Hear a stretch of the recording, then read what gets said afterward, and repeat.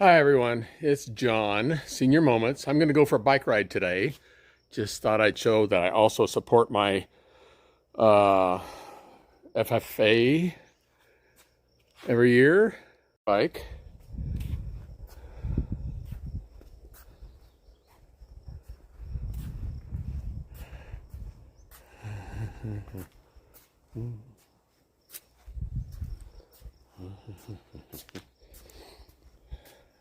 My new little bill. So here we go. We're going to go for a ride. This is going to be a 18-mile ride. Beautiful, sunny, warm day.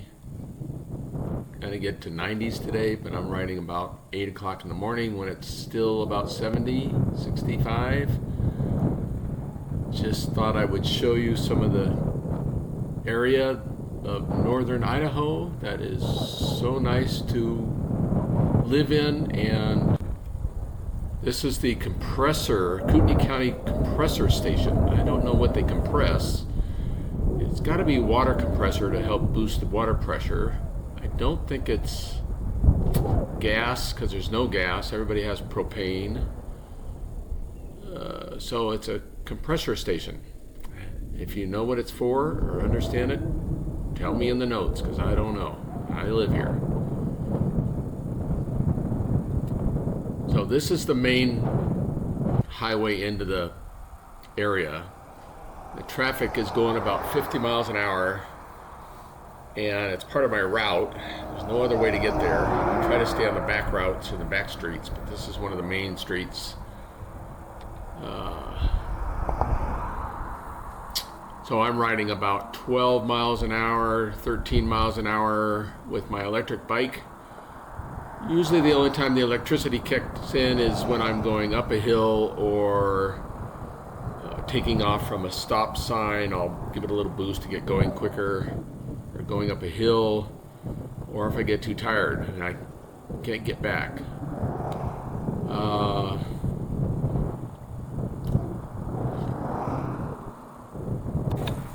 So this is another intersection that comes off of the freeway, the main highway, which is 50 miles an hour also. Railroad tracks here. Double main line was put in 2 years ago to help traffic. Traffic on the railroad is about one train per hour, 24 hours a day.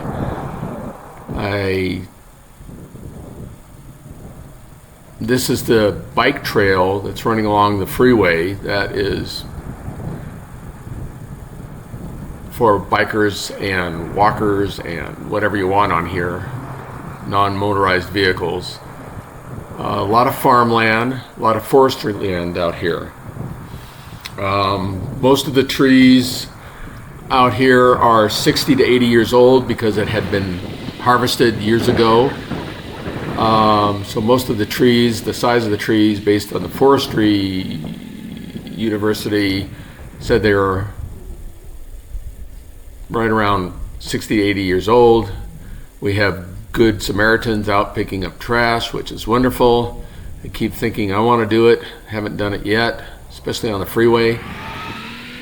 So these plants that are along the side here, the little stick plants, not that, but the smaller ones that are more spiky, upright. In the old days, they used to call these toilet paper plant because the Indians and the settlers would use the soft leaves of the plant to wipe your bottom. I don't remember the proper name for it.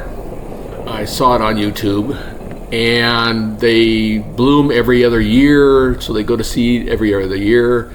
The leaf structure is the same. They're real soft. They're a little bit furry, but not much, but they would make a good toilet paper.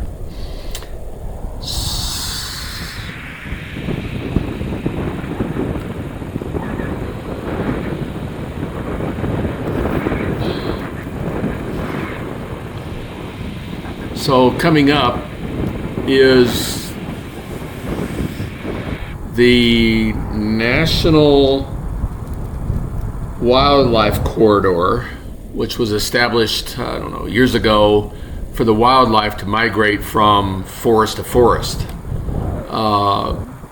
because man is putting up the freeways and blocking their pathways. So it's a good thing. I've seen deer go through, but I haven't seen any other wildlife. But we have bear, we have mountain lions, we have deer, elk. We have people that also walk on the path. Families, everybody's on this path. It's really nice. It's off the highway. You don't have to worry about getting run over by a car. Elk, deer, white-tailed deer. This is the forest, the lumber yard, the lumber mill on the right here. It's 24 hours, 7 days a week, 365 days a year, making lumber. It's interesting how much lumber they have delivered and what times of the years it's delivered and what times it's less. Usually in the winter they get a big supply in, but they don't mill it so much, and then in the spring they mill it all, and then the quantity is diminished because they've milled it all up. This is the backside of the forestry or lumber mill, where the trucks come in and out to deliver lumber. They get lumber from Canada, or I think almost Canada, as far south as, I don't know, very far south. Out of state, a lot of out of state forest trees come in here to. So this is a quiet road, that's why I have it on my bike route. It's got a little wide area to ride in so people can pass without having to go to the other lane. Still, the speed's usually about 50. I'm going 12 and a half, 13 miles an hour. Pedaling myself. Like I said, once I get to the lumber yard, I'm headed back towards home. So here I am. I thought I would wave to myself on the other side of the freeway to see. Yeah. I was riding on the other side of the freeway over there on the bike trail. So again, it's got a little bit of a side road. It's not a very heavily trafficked road. And it's nice up here in North Idaho because you have forestry areas, lots of trees, and then lots of farmland. They're not always used for farmland, but cleared land.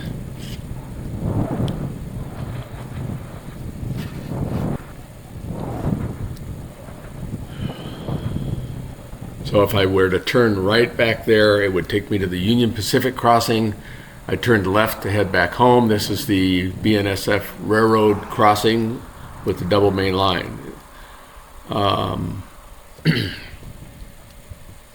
This runs over into Montana somewhere, goes up north and then over to Montana area. So I'm 2 or 3 miles from home, coming up to an area where we had a big fire 2 years ago, that decoration of a homeowner's front property. I don't think they actually work the windmill pump house. This is where we had the fire, where it's all cleared here. It was all trees, jumped across the street.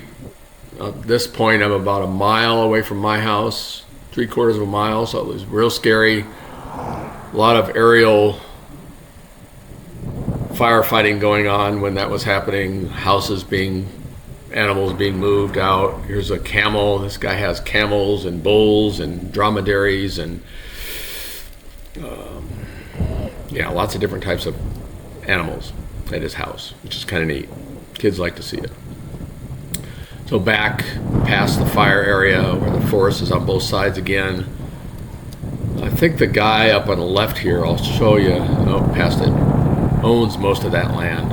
This is coming down on my street. I'm almost done. Just wanted to show you my bike trip, 18-mile bike trip, and thank you very much for watching.